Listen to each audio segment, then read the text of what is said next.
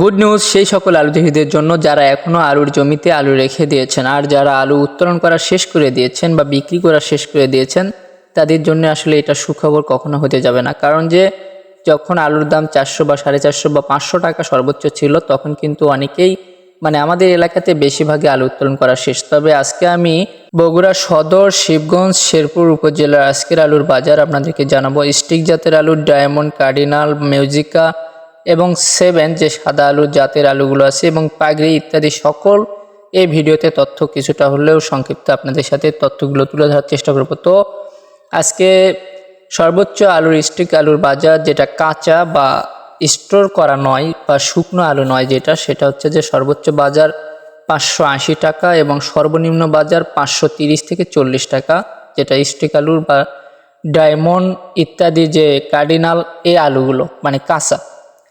আর শুকনা যেগুলা 3 থেকে 4 দিন রোদ দেওয়া হয়েছে, সেগুলোর দাম হচ্ছে সর্বোচ্চ বাজার হচ্ছে 750 টাকা এবং সর্বনিম্ন বাজার 680 টাকা।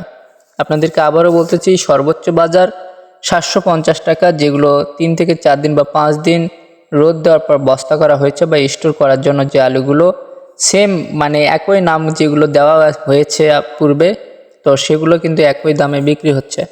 তবে স্টোরের আলুগুলোর দাম একটু তফাৎ এবং কাঁচা আলুর দাম কিন্তু আরও একটু বেশি তফাৎ। তো এই দামে অনেকে হয়তো সন্তুষ্ট, যে আসলে বর্তমানে যে আলুর দামটা পাচ্ছে, যারা আলু রেখে দিয়েছেন তারা আসলে হাসি খুশি, আর যারা বিক্রি করে দিয়েছে তারা কিন্তু আসলে কিছুই করার নাই, তাদের আর কিচ্ছু করার নাই।